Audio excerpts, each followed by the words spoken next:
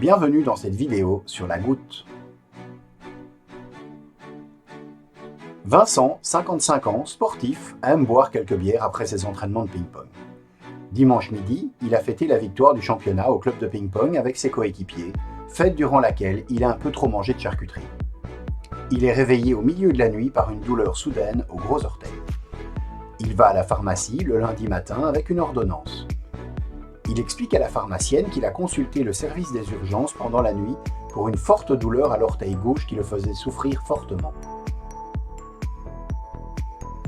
Il lui explique alors qu'on lui a diagnostiqué un accès de goutte aiguë et lui tend son ordonnance. Le médecin lui a prescrit un médicament qui s'appelle colchicine pour traiter cette crise de goutte. La colchicine se présente sous forme de comprimé dont le dosage est de 1 mg par comprimé. Après avoir discuté quelques minutes avec la pharmacienne, Vincent fait part de ses inquiétudes car le médecin lui a conseillé de ne plus faire d'excès alimentaire. Ce patient présente sa première crise de goutte. Avant d'expliquer le traitement à prendre, il est important de discuter avec Vincent sur la goutte et pouvoir répondre aux différentes interrogations du patient sur cette maladie. La pharmacienne devra ensuite évaluer la connaissance de Vincent par rapport à son traitement. Le patient connaît-il son traitement? À quoi sert-il? Comprend-il l'ordonnance, schéma posologique, modalité de prise, durée? Sait-il ce qu'il doit faire en cas d'oubli? Pour la dispensation d'un traitement de crise tel que la colchicine, il est primordial que la pharmacienne explique au patient le schéma posologique un peu particulier de la molécule et la courte durée de prise. La colchicine étant un médicament à marge thérapeutique étroite, la pharmacienne devra veiller à ce que le patient suive exactement la posologie indiquée par son médecin.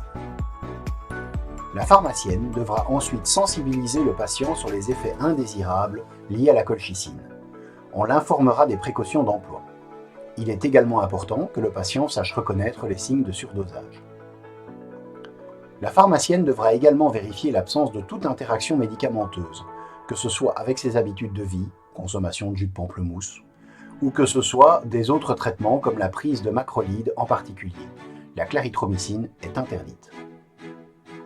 Enfin, la pharmacienne évoquera les traitements non médicamenteux qui contribuent à faire diminuer la douleur liée à la crise de goutte.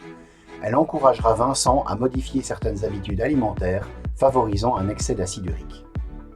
Pour approfondir le sujet, nous vous proposons de suivre la seconde vidéo qui contient les notions sur la goutte et l'analyse de l'ordonnance de Vincent. Si vous avez aimé cette vidéo, merci de liker et de vous abonner à notre chaîne pour nous encourager à en faire d'autres.